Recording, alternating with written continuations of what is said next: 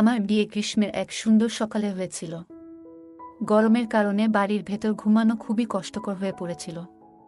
তাই শ্বশুরমশাইয়ের পরামর্শে আমি ছাদের উপরে ঘুমানো শুরু করি। ছাদে আমার ও আমার স্বামীর বিছানা পাশাপাশি থাকত। শ্বশুরমশাই মাঝে মাঝে পাশ দিয়ে যেতেন, আর আমি তার উপস্থিতি অনুভব করতাম। সেদিন আমার স্বামী বাড়িতে ছিল না। একদিন শ্বশুরমশাই আমাকে মশারি ঠিক করার জন্য ছাদে ডাকলেন। তখন আমি একাই ছিলাম। তিনি মশারি লাগাতে সাহায্য করলেন। আমি যখন মশারি টানাচ্ছিলাম, তখন হঠাৎ তিনি পেছন থেকে সাহায্য করতে এলেন। আমি একটু অস্বস্তি অনুভব করলেও বিষয়টি বুঝতে চেষ্টা করলাম। রাত গভীর হয়ে আসছিল, আমরা দুজনেই নিজের নিজের জায়গায় গিয়ে শুয়ে পড়েছিলাম। ঘুমিয়ে যাওয়ার পর হঠাৎ শরীরে কারো স্পর্শ অনুভব করলাম। ভয়ে ভয়ে চোখ খুলে দেখি সামনে আমার শ্বশুর। আমি অবাক হয়ে গেলাম এবং কথা বলার মতো শক্তি খুঁজে পাচ্ছিলাম না। তিনি শান্তভাবে বললেন, বৌমা, চিন্তা করো না। আমার মনে কিছু মিশ্র অনুভূতি তৈরি হলো। আমার স্বামী আমাকে সবসময় ব্যস্ততার কারণে সময় দিতে পারতেন না। ফলে আমার জীবনে এক ধরনের শূন্যতা কাজ করছিল। তাই আমি আর শ্বশুর মশাই, বন্ধুরা রেডি হয়ে যাও, আজকের গল্পটা অনেক বেশি স্পেশাল। আশা করছি তোমাদের ভালো লাগবে। তাই গল্পগুলো ভালো লাগলে ভিডিওটি লাইক, শেয়ার এবং চ্যানেলটি সাবস্ক্রাইব করো। আমার নাম পূজা। আমি দেখতে অনেক সুন্দর ছিলাম।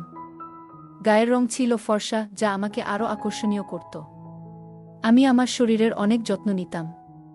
তাই বাইরে বের হলে আমার দিকে সবাই চেয়ে থাকত। আমি অনেক কম বয়সে বিয়ে করেছিলাম।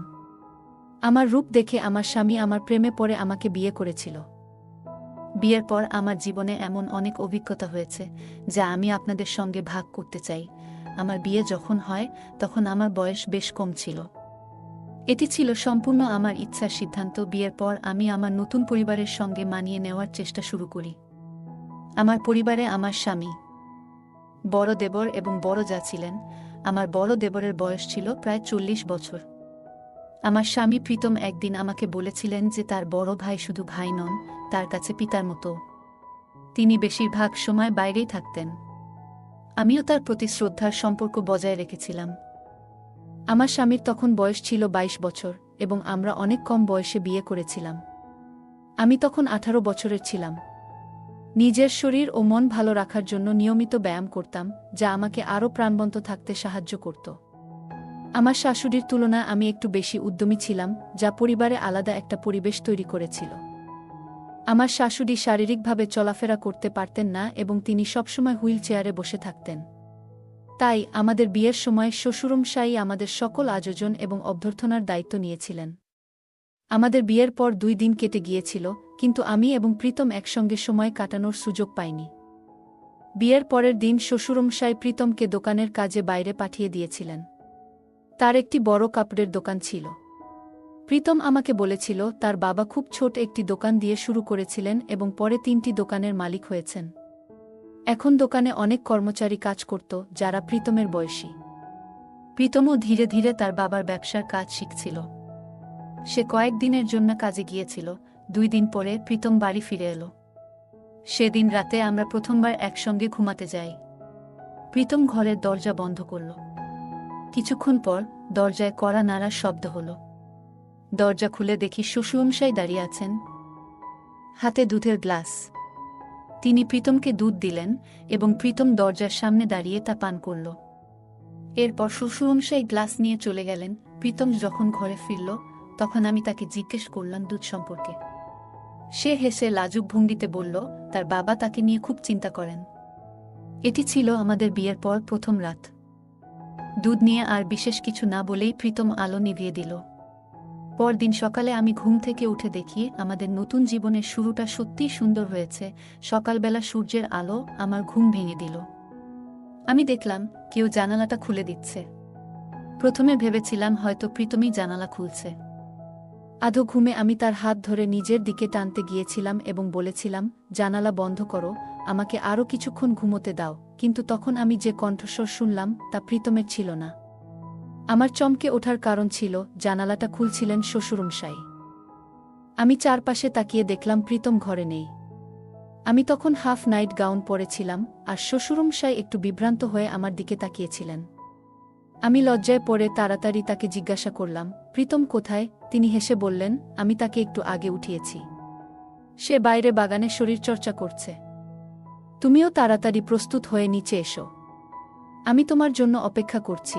এটা বলে তিনি ঘর থেকে বেরিয়ে গেলেন। তার চলে যাওয়ার পর আমি দ্রুত তৈরি হয়ে বাগানের দিকে যাওয়ার সিদ্ধান্ত নিলাম। বাগানে পৌঁছানোর আগেই দেখি প্রীতম সম্পূর্ণ ঘেমে গেছে। আমি তার কাছে গিয়ে বলতে চেয়েছিলাম কেন শ্বশুরমশাই জানালা খুলছিলেন, কিন্তু কিছু বলতে পারলাম না। শ্বশুরমশাইয়ের সামনে আমি তখন একটু অপ্রস্তুত ছিলাম। শরীরচর্চা নিয়ে আমার তেমন ধারণা ছিল না, তবে শ্বশুরমশাই আমাকে বললেন, যদি তুমি নিয়মিত শরীরচর্চা করো তবে তুমি নিজেকে আরও ভালোভাবে সুস্থ রাখতে পারবে।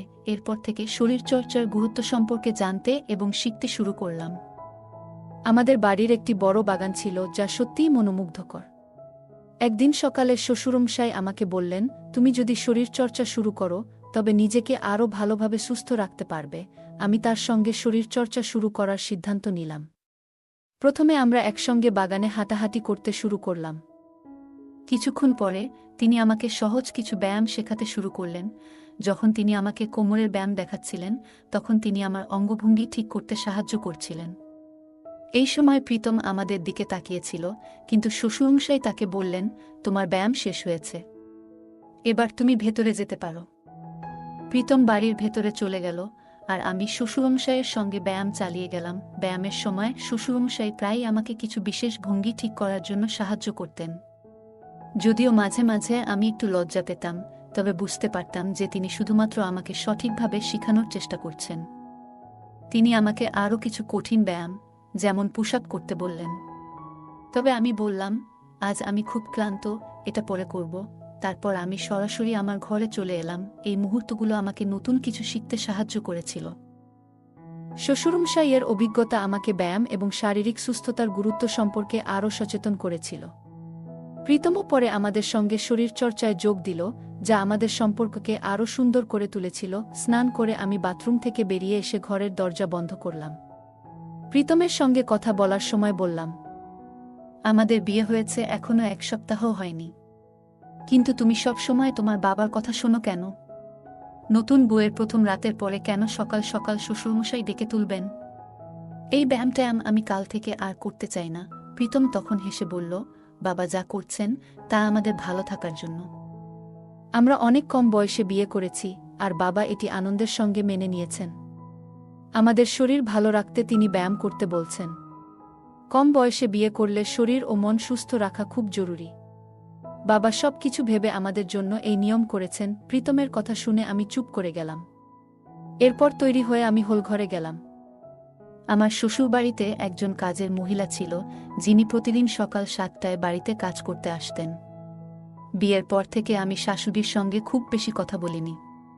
কখনো দেখতাম তিনি আমার দিকে রাগী চোখে তাকাচ্ছেন, আবার কখনো হালকা হেসে দিচ্ছেন। তার মনের ভাব বোঝা আমার পক্ষে তখনও কঠিন ছিল। তবে আমি জানতাম এই বাড়ির প্রতিটি মানুষই এখন থেকে আমার পরিবারের অংশ। সেদিন দুপুরে বাড়িতে শুধু আমি আর শাশুড়ি ছিলেন।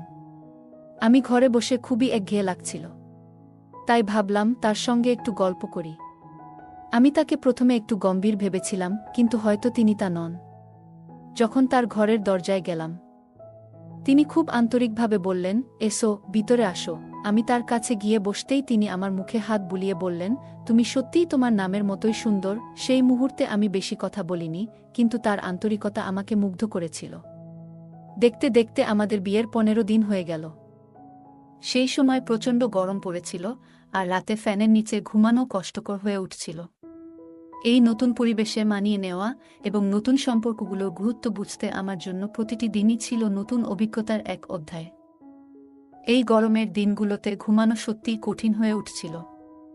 আমি ভাবলাম বাড়িতে এই বিষয়টা আলোচনা করা দরকার। পরের দিন রাতের খাবারের সময় আমরা সবাই একসঙ্গে বসেছিলাম। তখন আমি বললাম, প্রীতম, গরমটা খুবই বেড়ে গেছে, আমাদের হয়তো একটা কুলার কিনে ফেলা উচিত।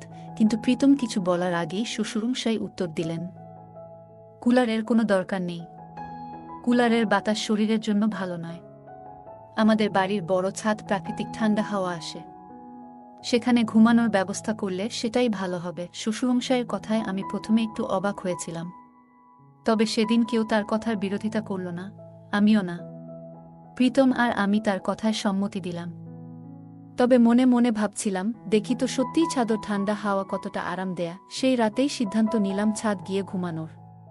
শাশুড়ি ছাদে যেতে পারেননি, কারণ তার হুইল চেয়ার সেখানে পৌঁছানো কঠিন ছিল। তাই আমি, প্রীতম আর শ্বশুরমশাই মিলে ছাদ ঘুমাতে গেলাম। সেই রাতটা মিশ্র অভিজ্ঞতা নিয়ে এলো। সত্যিই ছাদের হাওয়া বেশ ঠান্ডা ছিল আর ঘুম ভালো হয়েছিল, কিন্তু মশারা বেশ ভোগালো।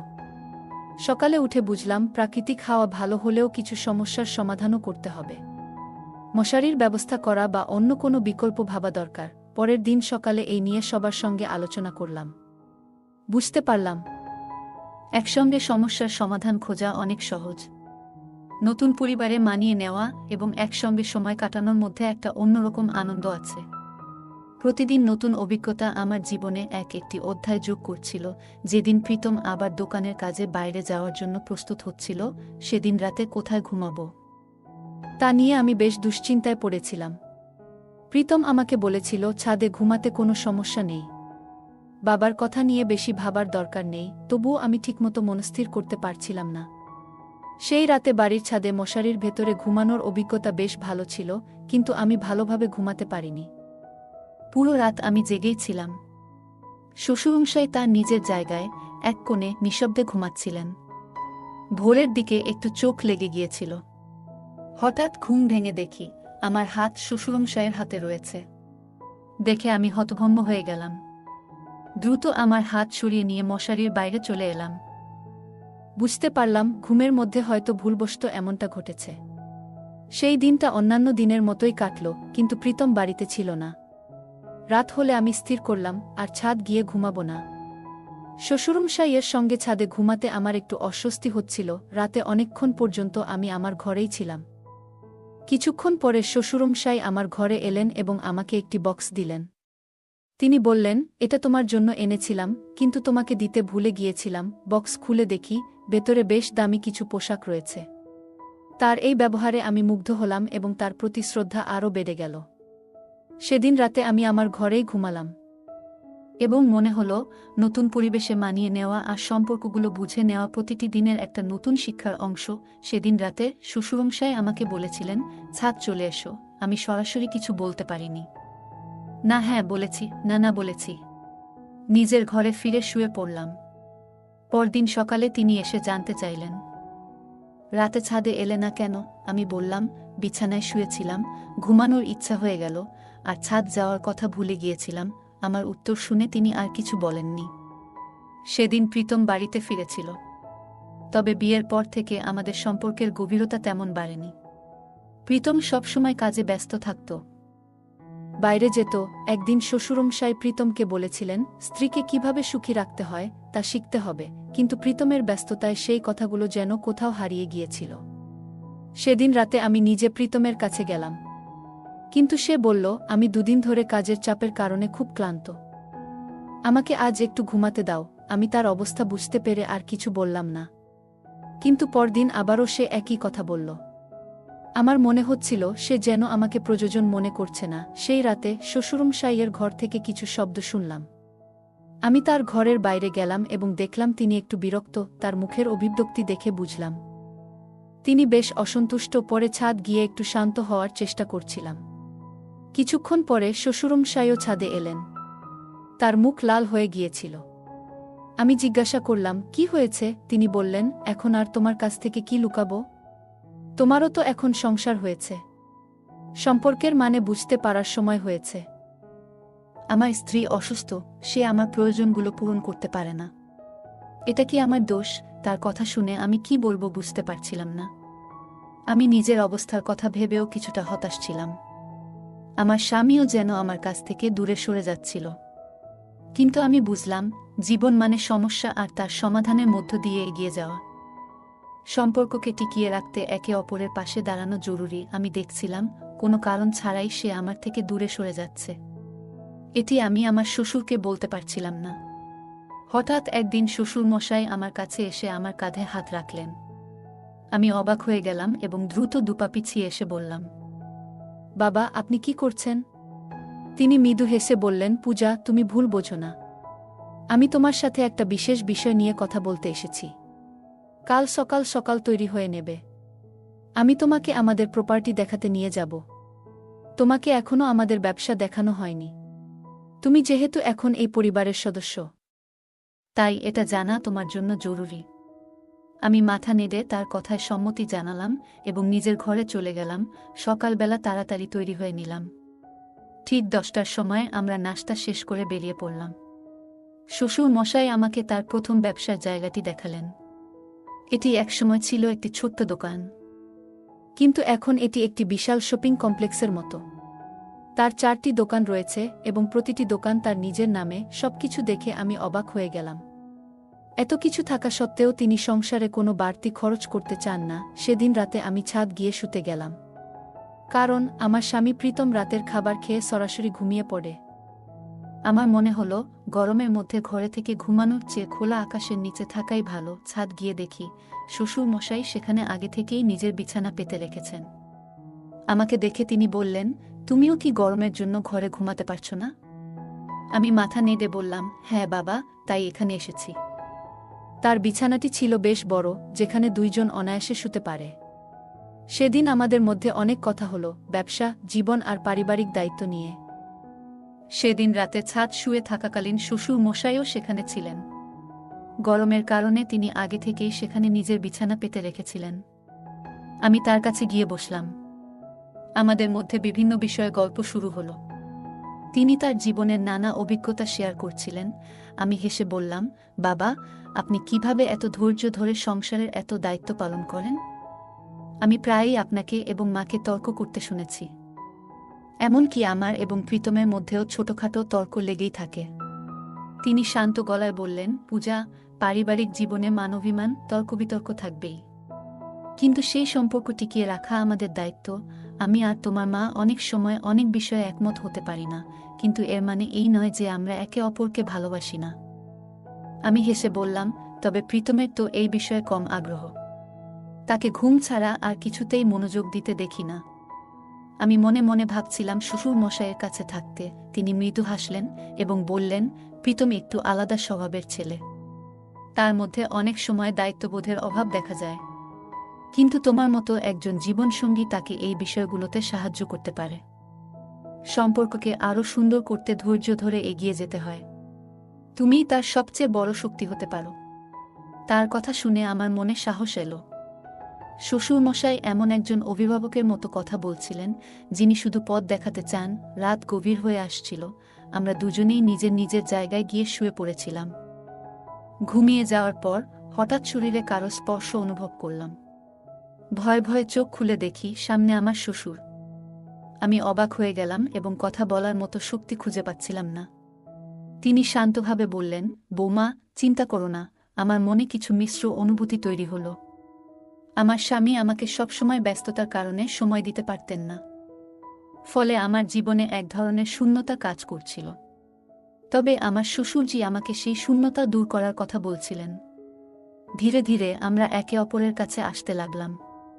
যখন আমি আমার শাড়ির পিনে হাত দিলাম, তখন হঠাৎ করে আমার মুখে একটি উজ্জ্বল আলো এসে পড়ল। যখন আমি মশারির বাইরে এলাম, তখন দেখলাম সেই আলোটি আসলে প্রীতম এর মোবাইলের আলো। তাকে দেখে আমি খুব ভয় পেয়েছিলাম এবং শ্বশুরজি তার পাশে দাঁড়িয়েছিলেন। প্রীতম আমাকে বলল, পূজা, এটা কি হচ্ছে? তুমি আমার বাবার সাথে কি করছিলে? তুমি না আমাকে ভালোবেসেছিলে, তাহলে এইসব কি? প্রীতম সম্ভবত আমাদের কাছাকাছি আসতে দেখেছিল, তাই সে আমাকে সন্দেহজনক দৃষ্টিতে তাকালো। তখনই আমি তাকে শ্বশুরজির সত্য তুলে ধরলাম। বললাম, আমি কিছুই করিনি, আমি কেবল তোমার বাবার সাথে সত্যটা জানতে চেয়েছিলাম। তিনি যেভাবে প্রতি রাতে তোমাকে দুধ দেন, তাতে কিছু মিশিয়ে দেন, যার জন্য তুমি ঘুমিয়ে পড়ো। এই কারণেই আমাদের মাঝে দূরত্ব তৈরি হয়েছে। তোমার বাবা আমাদের একত্রিত হতে দিচ্ছেন না। এই কথা শুনে প্রীতম শ্বশুরজির দিকে রাগে তাকালো। শ্বশুরজি সাহসে উত্তর দিলেন, পূজা, মিতা এবং এখন পূজা। তোমার অনেক নাম আছে, কিন্তু এখন তুমি আমাদের বাড়িতে পূজা নামেই এসেছ, তাই আমি তোমাকে এই নামেই ডাকব। তুমি যা প্রীতমকে বলছো তা তার কাছে আগে থেকেই জানা। আমি শুধু তোমার সত্যতা জানতে চাইছিলাম। আজ যখন আমি তোমাকে আমার ব্যবসা দেখাতে নিয়ে গিয়েছিলাম, তখন দেখলাম তুমি হঠাৎ করে আমার কাছে আসতে প্রস্তুত হয়েছ। সে বলল, আমি একজন অভিজ্ঞ এবং ছলনাময় মানুষ। আমি সবকিছুর খবর রাখি। কিছুদিন আগে আমি তোমার একটি ছবি দেখেছিলাম যেখানে তোমার নাম ছিল নিতা। তুমি তোমার সৌন্দর্যের জোরে ছোট ছোট ছেলেদের প্রেমের জালে ফাঁসাতে অভ্যস্ত এবং তাদের বাড়ির সম্পত্তি লুট করতে চাও। আমি জানি প্রীতমের নামে এক পয়সা সম্পত্তি নেই, তাই তুমি আমার কাছে আসছো। এই কথা শুনে আমি চুপ ছিলাম, কিন্তু শ্বশুরজি বললেন, তোমার সত্যি আমি বুঝতে পেরেছি। আমি প্রীতমকে বলেছিলাম, কিন্তু সে তোমার প্রেমে পাগল ছিল। আমি তাকে বলেছিলাম তুমি একজন প্রতারক এবং তোমার আসল বয়স 24 বছর। শ্বশুরজি একজন খুব চতুর ব্যক্তি, আমি আগে কখনো এমন কাউকে দেখিনি। এমনকি আমার বয়সও তিনি জানতেন। আজ আমাদের মাঝে যে কথা হয়েছে তাতে আমি হার মানব না। আমি প্রীতমকে বললাম, আমি তোমার সাথে বিয়ে করেছি। আমি আদালতে গিয়ে আমার সমস্ত অধিকার নিয়ে নেব। আমি তাকে ভয় দেখাতে চেয়েছিলাম, কিন্তু তিনি একটু কাঁপলেন না। আমার মনে হয়েছিল আমি খুব চতুর, কিন্তু আমি কেন জানি না ভাবিনি যে আমার থেকে বেশি চতুর কেউ হতে পারে। তিনি আগে থেকেই পুলিশকে খবর দিয়েছেন এবং ফিরে যাওয়ার প্রস্তুতি নিয়ে রেখেছেন। যখন আমাকে পুলিশ নিয়ে যাচ্ছিল তিনি বললেন, তুমি আমার কোনো ছেলের বিরুদ্ধে মামলা করতে পারবে না, কারণ সে কখনো তোমার দিকে এক আঙ্গুলও বাড়ায়নি। আমি যে উপার্জনের পথ বেছে নিয়েছিলাম তাতে কিছু বছর ভালো সময় কাটিয়েছিলাম এবং প্রচুর টাকা কামিয়েছি, কিন্তু শেষে আমাকে এমন কঠিন বাস্তবতার সম্মুখীন হতে হলো। আমি চাইতাম আমার সৌন্দর্য ব্যবহার করে টাকা উপার্জন করতে, কিন্তু যাদের প্রতি আমি সত্যি ভালোবাসা প্রদর্শন করেছি তাদের সঙ্গে আমি প্রতারণা করেছি। হয়তো এখন শাস্তি আমাকে ভুগতে হচ্ছে। আজকাল তরুণরা অনেক সময় জানে না কিভাবে প্রেম বোঝাতে হয় এবং ভুল মানুষকে জীবনসঙ্গী হিসেবে বেছে নেয়। তারা বিশ্বাস করে, কিন্তু অনেক সময় এভাবে প্রতারণার শিকার হয়। তাই কাউকে বিয়ে করার আগে পরিবারের বড়দের সাথে পরামর্শ করা খুবই গুরুত্বপূর্ণ। বাড়ির বড়রা সবসময় আমাদের মূল্যবান এবং ভালো উপদেশ দেন। প্রেমে বা জীবনের কোনো সম্পর্কেই অন্ধভাবে বিশ্বাস করা উচিত নয়। কোনো সম্পর্ক গড়ে তোলার আগে সেই ব্যক্তির সত্যতা সম্পর্কে নিশ্চিত হওয়া প্রয়োজন। এই গল্পে প্রীতম শ্বশুরজির কথায় সতর্ক হয়েছিল এবং সত্য বের করতে পেরেছিল। গল্পের কেন্দ্রীয় চরিত্র তার সৌন্দর্যকে কাজে লাগিয়ে ভুল পথে সম্পদ অর্জনের চেষ্টা করেছিল, কিন্তু শেষমেশ সত্য প্রকাশিত হওয়ায় তার জন্য কঠিন শাস্তির মুখোমুখি হতে হয়। এটি দেখায় যে বাহ্যিক সৌন্দর্যের চেয়ে চরিত্র এবং সততা অনেক বেশি গুরুত্বপূর্ণ। গল্পের প্রতারক নিজের কাজের জন্য শাস্তি পেয়েছে, যা প্রমাণ করে যে প্রতিটি কাজের পরিণাম থাকে। তাই জীবনের প্রতিটি সিদ্ধান্ত সঠিকভাবে নেওয়া উচিত। গল্পটি আমাদের সততা, সচেতনতা এবং পরিবারের পরামর্শের গুরুত্ব শেখায়। এটি সতর্ক করে দেয় যে সম্পর্কের ক্ষেত্রে কোনো প্রতারণা বা অসততার আশ্রয় নিলে শেষমেশ তার জন্য কঠিন মূল্য দিতে হতে পারে। বন্ধুরা, যদি এই গল্পটি ভালো লেগে থাকে তাহলে দয়া করে ভিডিওটি লাইক করুন এবং আমাদের চ্যানেলটি সাবস্ক্রাইব করুন। পাশে থাকা বেল আইকনটি প্রেস করুন, যাতে করে আমরা যখনই নতুন ভিডিও আপলোড করি তার নোটিফিকেশন সবার আগে আপনার কাছে পৌঁছে যায়। ধন্যবাদ। দেখা হবে আমাদের পরবর্তী